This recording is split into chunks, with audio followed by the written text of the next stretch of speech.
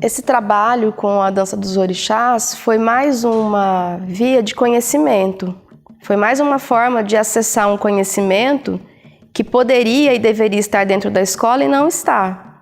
Então é mais uma forma de acessar a ancestralidade, de onde nós viemos, como era a vida dessas pessoas que vieram escravizadas para o Brasil. Nós não somos descendentes de escravos, nós somos descendentes de pessoas que foram escravizadas. Essas pessoas chegam aqui carregadas da sua cultura, colaboram de maneira fundamental para a criação do Brasil. Toda a sua história, toda a sua cultura veio junto com essas pessoas. E por que essa cultura foi tão taxada de ruim, de negativa, de demoníaca? Por que essa cultura não foi valorizada? O candomblé, na verdade, existe justamente por conta da dança, das festas dos orixás, né? Quando um orixá vem no terreiro, a dança é um meio de se comunicar. A dança é quem apresenta o orixá. A dança dos orixás no terreiro tem essa função de apresentar aquele arquétipo, de mostrar as qualidades daquela divindade e também de expor para as pessoas, de expor para o público, para o grande público, nas festas, quem é aquele orixá e a que ele veio. O teatro ele sempre busca, direto ou indiretamente, esse lugar do arquétipo, né? De como que ele aprofunda questões muito humanas e sempre perpassa o arquétipo no sentido de acessar coisas que são universais para qualquer pessoa. E por mais que na criação que se assiste seja às vezes muito específico, aquilo toca uma região que é universal, que todo mundo entende, todo mundo se toca, né? É acessado por aquilo. A diferença de outros arquétipos possíveis para os arquétipos do candomblé, da umbanda, né? Que usa a ferramenta da dança dos orixás, eu acho que é uma proximidade cultural. Eu acho que não é uma pesquisa que eu comecei a partir do momento que eu abri um livro, ou que eu fui num terreiro, ou que eu fui numa casa de umbanda. É uma coisa que perpassa a cultura que eu estou inserido.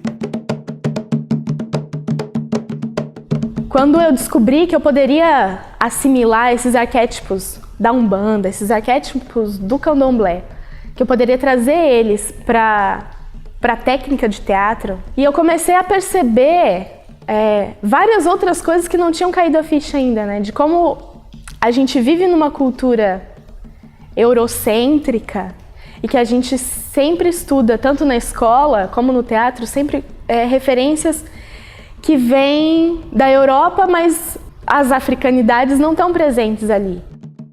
Tem isso na nossa corporeidade, né? O Brasil ele foi constituído não só pelos nossos colonizadores, pelos europeus, mas o Brasil também é constituído dos povos africanos, também é constituído dos povos indígenas, e a gente ainda não estuda isso, a gente não tem esse conhecimento. Isso está no nosso corpo, mas não está no nosso racional.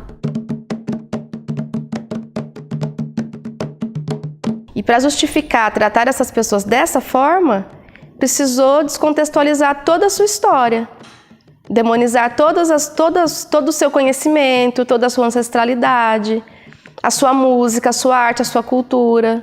Foi toda taxada de inferior e negativa para que as pessoas estranhassem menos, que essas pessoas fossem tratadas de maneira tão vil.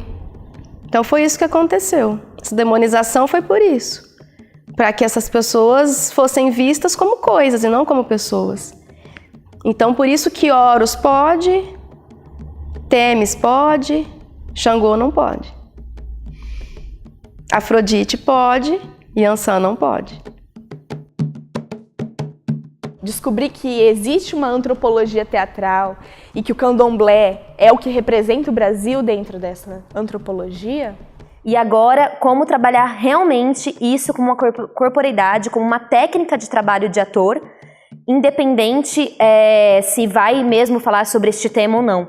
Como isso pode permear e pode dar 1000 possibilidades, não só de qualidade de movimentos, mas de arquétipos, de pensamentos, de tipos de ações que cada dança contém, como isso pode ser usado em cena e agregar para um trabalho técnico do ator e um trabalho criativo, um trabalho de improviso, um trabalho de realmente criação de cena. De como eu pego uma corporeidade de um determinado orixá e crio um método para que aquela corporeidade esteja em cena, sem eu necessariamente estar encenando, sabe? Eu vou pegar a corporeidade de Ogum e usar ela criativamente no meu processo, mas não necessariamente eu vou estar encenando Ogum em cena. Isso não se dá de qualquer jeito, isso se dá de uma maneira regrada, metódica, no sentido de ter um método. Eu sinto falta de ver a minha ancestralidade negra representada nos diversos espaços, na arte, na cultura, em todos os espaços.